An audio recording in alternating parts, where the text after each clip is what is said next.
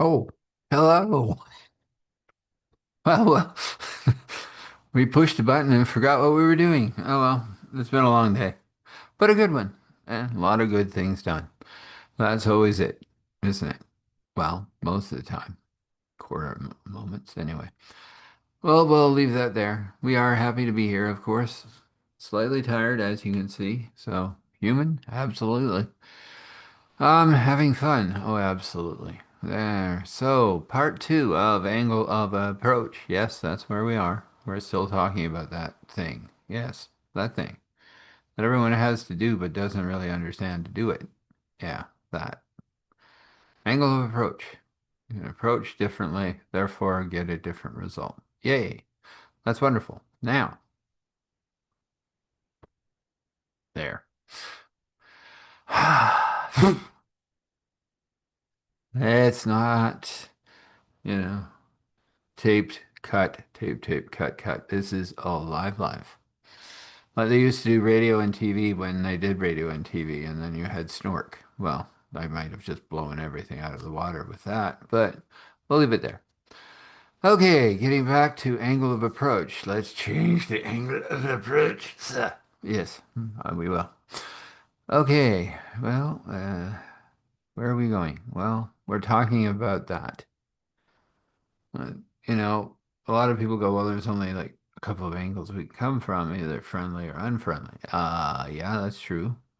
Unfriendly doesn't usually work in case some cases it might, but there's more to that than just unfriendly and friendly or happy or sad or any of the emotions you can think of. There's calibrated angles of approach where you might have to shift inside those functions. Mourn with those that mourn, cry with those that cry. Well, I did it twice. I'm doing really good tonight. Yes, absolutely wonderful. Totally human and amazingly wonderful. This is the emissary, king's helper. Some people say sovereign of the king. Okay, sometimes, sometimes the joker of the king. That would be me. I know. People say you shouldn't tell yourself bad things. Oh, that ain't a bad thing. It's just me being me. Anyway.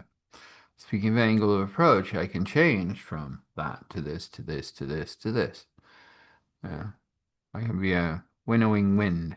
You probably don't even know what winnow means. You take the grain and go, and the wind goes, and the grain stays. Yeah. So, be a lot of things. What thing is necessary in that moment that is going to create the greatest benefit for all, included you? That's what you're looking for in angle of approach. So, when you're doing that in a way of looking at the situation, looking at everything that's happening, and then figuring out what is that best thing that you can do at that point. Sometimes silence, sometimes laughter, sometimes crying, sometimes mourning, sometimes getting down to the real thing of sorrow. You never know. A kind word turns away wrath. That's a good thing, isn't it? All these little bits and pieces about angle of approach. Part two, I suppose. We'll leave it there. Well, we got to do that thing. Well, at least until I learn how to do other things. Well, maybe we'll still do it just for continuity of craft, as they say. Well, let's do it once tonight. It's just very simply Eric. That's my name, Eric. Now, we're not spelling the rest because we don't go that far. But it is start healing and dot me. Yes, that's it. You'll be able to listen to that as many times as you need. Just go back and forth, back and forth, back and forth. Or listen to this. It's Eric at starthealing.me. Eric at starthealing.me. Eric at starthealing.me, of course. And if you do that, you reach out to me, you leave me a message. I see the message, I send you a link. You Use that link to book a time. You book the time. Well, you get the point. You get to talk with me, and maybe you get an answer that you haven't had before. That one's without cost. The next one we'll talk about. So let's leave that there. Well, we're back to that story. We're waiting for the lady to wake up and uh, black cat telephone. Wow, that's kind of odd to use, but hey, communication is communication. Apparently, something worse is coming, and we now have an architect that seems to have been a best friend with God and learned how to make a sun. Wonderful. Who wouldn't want to do that? Well, I don't know if I would.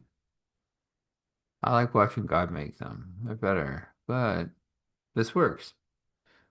And since this is, sci-fi, we have to leave it in that space. Uh, well, anything can happen, and probably will. We're a pit of a dicker, yeah, because, well, I wonder if that's a word that I'm going to get corked for. Well, anyway, a bit of a sticky spot. Is it better? Yes, I think that is. Might have to edit that out later. Oh my goodness. Live to editing. Nah. Hmm. It just happened, and it fell from my mouth in it. Anyway, going on. Yes, sir. So we have those that have come to, wipe everything out, of course, because that's what they do. And then they can't get into the planet because the planet is sealed off. And of course, now they have something worse coming who apparently probably could get into the planet. I don't know how, but we'll figure that out when we get there. And we'll stop it, of course, said Douglas. Dorf agreed. We will, we will. We will figure out a way. The architect said, oh, there are ways. We could phase the whole thing out of existence for a little while. I would leave it all alone. Yeah. Except having people walk through you is a really weird experience. I do admit that is, yes. Let's find a different way. I was wondering about this. All of these enemies showing up. How about we put ourselves in a pocket dimension that'll only be reached with pure-hearted those seeking sanctuary? Oh, now there's a thought. Except, yeah, I know. Tons of energy required for that one. And the seal has to be perfect, which means God would have to speak it himself. Okay, back to the drawing board. Definitely. There'd be some leak somewhere, and we'd end up with something hammering on or whatever. That's true. But there are some things. At that moment, a person stumbles up and goes, so they know about those things that are out there. I can deal with them, by the way. They'll never get here. But I have to call something back that has been sleeping for a long time. That's called my fleet. Yeah, I was also brought here to serve those that have now left, and you have given me sanctuary, so I'm quite willing to call that fleet back from wherever it is hiding. We've been fighting these particular beings for a while, and we have weapons that actually affect them in some ways. Could probably use a little augmentation, but I imagine in 10,000 years since I last saw that fleet, it's probably upgraded a bit. We pulled out what looked like a police whistle, really, from Earth. Yes, yeah. We blew it. Nothing happened. Soundless yet. A few minutes later, ships popped out of where? Who knows? Terran space? No, that wouldn't be correct. They just appeared? No, that's not it either. Warped in, tunnels, no. Light, no. Plop? Plop works. I don't know where they came from, but they just kind of appeared. This is called a transduction drive. It's an old drive, but it worked well. And they can't fuddle with it, so that's the good news. Well, I am the Admiral, so I guess I have to get up there and do my job for a while. And I would like Sanctuary again, please. I like the nice silence, except for the hammering on the planet periodically. And that's a lot better than being in a ship that's constantly being hammered on by those things. But we will do our best to make sure that they don't hammer on anyone ever again. It is time. He was gone. Well, it's getting interesting, isn't it? Douglas said. The lady turned around and goes, I had a nice nap. Yes, you did. How are you feeling, dear? Oh, I'm all right. I hear a lot of stuff's happening out here. Yeah, well, we just met a Grand Admiral from a fleet that's going to take on the bad guys out there in the minefield, so that's kind of taken care of. We lost the sun, but it got back. We met an architect. Well, a few things happened since she rested. Apparently, she said, kind of with her eyebrows raising. Well, you're an architect, are you? Well, many things. God loves me, and that's all that really is important. And I was in sanctuary here, and I still wish to be, and that's fine. You can stay. I hear you put the sun back, thank you, and you protected the moons and the sun, yes. But we still have these, yes. And the Grand Animal is fighting the other thing, whatever it is, yes. I seem to be up to date. At that moment, a dwarf walked out and said, I can't believe it. I found one. What is it? It's a star crystal. Well, not really a star crystal. It's an anti-star crystal, which is very good for us because we can become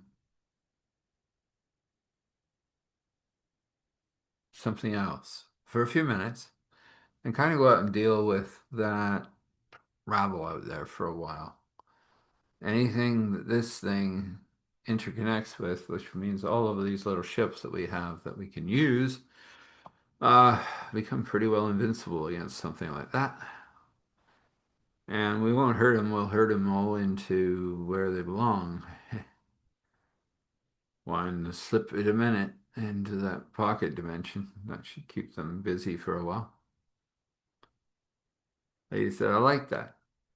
I'll enhance that for you. Oh, would you? Oh, nice. Now it'll cover 30 ships. That'll do it. Okay, well, we'll get on off and up there and herd them nicely into their things. We don't even have weapons on these ships, eh?